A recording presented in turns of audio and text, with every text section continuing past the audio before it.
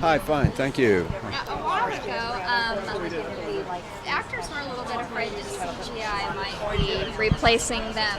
Now you're kind of incorporated into the CGI. Can you explain that, how the characters operate in this world? Well, I don't think I never particularly myself had a fear that actors would be replaced. I mean, somebody's got to supply the emotion, somebody's got to articulate the tears, somebody's got to provoke the laughter, it seems to me, and it can't all come from the writing. It's got to come from how that writing is manifest and interpreted. But in fact, CGI, I think any doubts I ever had about it maybe were totally relieved when I saw Andy Serkis play Gollum in The Lord of the Rings, where you saw really, up to that time, the most perfect combination of actor and technology that you could possibly see.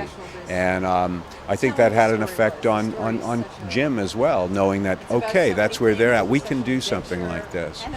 So it's great fun to work in it. You have to be very, very focused, because oddly enough, as advanced as the technology is, as an actor, it really forces you to get back to the fundamentals of acting, because a lot of times you're acting in sort of a vacant room. It's almost like being in a rehearsal room.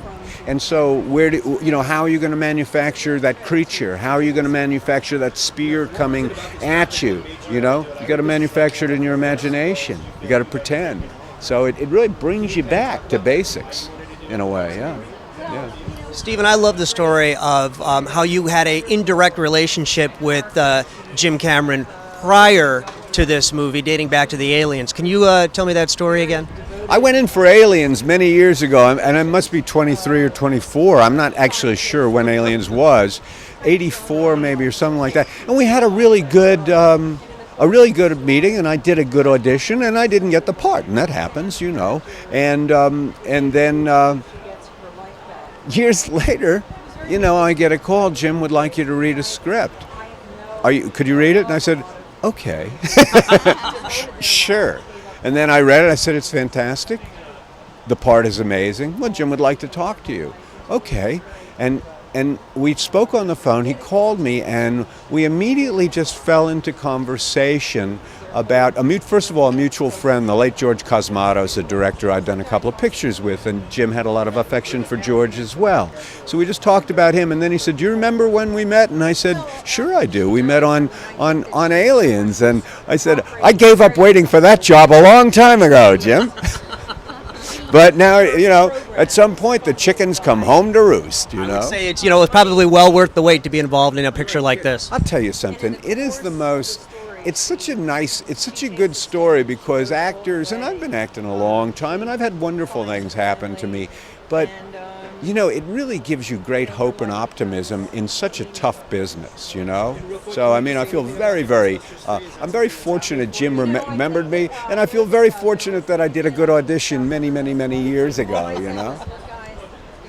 Jim writes excellent villains. Now, how do you mesh with him with your own villainy style? It meshed pretty good. Everything was up for discussion. From what I wore to how I carried myself to the accent that I used to my history, the history of this character, stuff that is off screen, to the jargon that we use. We would debate the use of a term for a long, long time, and maybe I might have won once or twice, but I probably not, But nothing gets done until there's agreement, what I mean, on it. So he articulated so clearly who Quaritch was in the script that it wasn't all that difficult, frankly. He was a beautiful villain on the page, and all I needed to do was bring that kind of into 3 dimensions.